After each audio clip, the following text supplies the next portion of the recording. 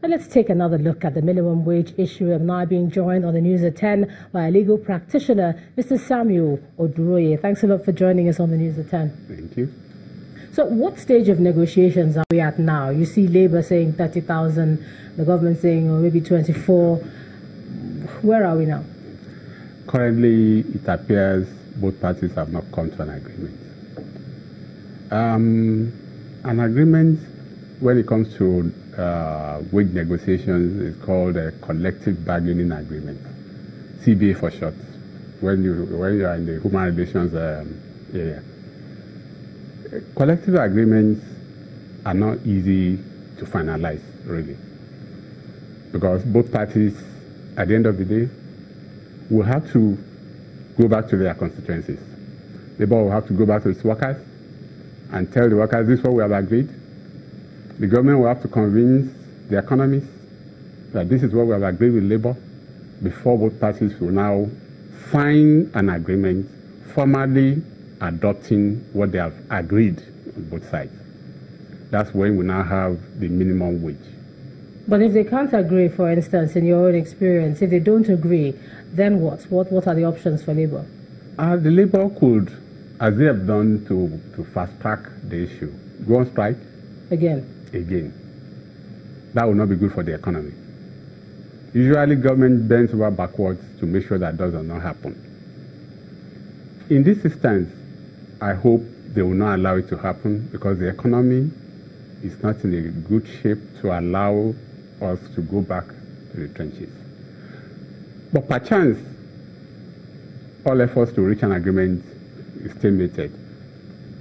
Probably the government might look at arbitration, calling third parties to mediate and see whether they can come to an agreement. But rarely had that happened in Nigeria.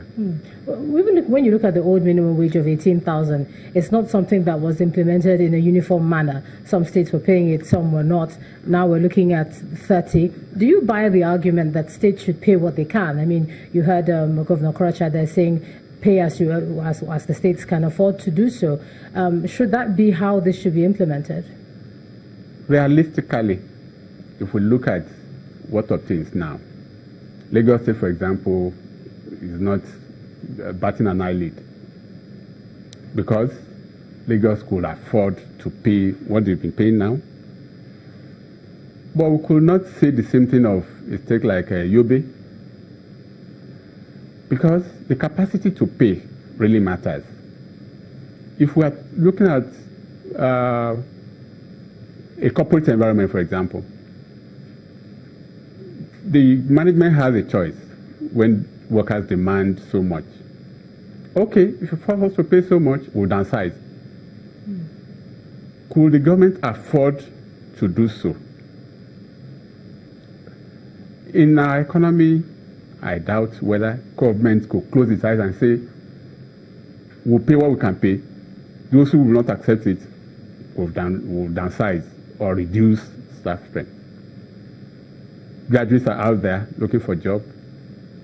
Will it be wise to throw more onto the streets?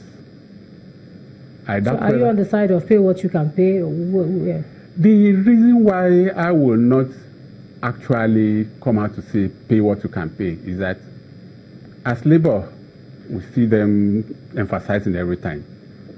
I pointed out, a state has so little to pay its workers. But the same state could afford a retinue of particular appointees, hangers-on, going on entourage with so many cars. That is what fuels the agitation for workers to say, no, you can afford to pay. And if we look at the world over, Canada, for example, allows each province to determine its own minimum wage.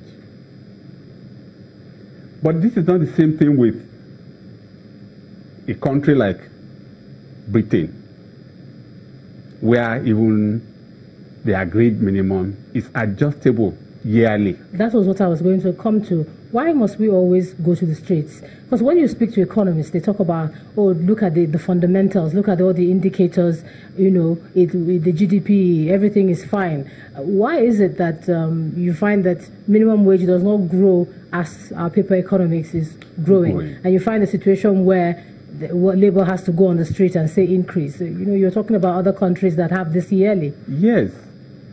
If we look at as far back as 1974, we had the Wages Board and Industrial Council Act.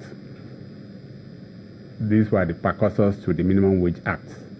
You know, we started with 1981, went on to the year 2000, before we reviewed in year 2011. Look at the gap in between these reviews.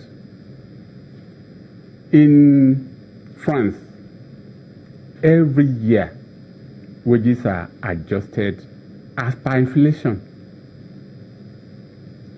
If the same thing happens here, I wonder whether workers will start to agitate for astronomical increases in pay. If government is conscious of the fact that the moment inflation gets out of hand, wages have to be adjusted, then maybe there will be a push, even on the part of our government, to ensure that all those issues that affect the economy, that allows inflation to get out of hand, are controlled. We often also forget the fact that when you are talking about minimum wage, you are looking at also an increase in pension, an increase in all other parameters that goes with the wage.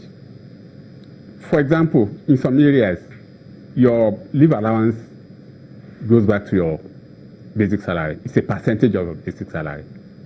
If I adjust your basic salary, I've automatically adjusted your leave allowance. In some cases, even the housing allowance is tied to.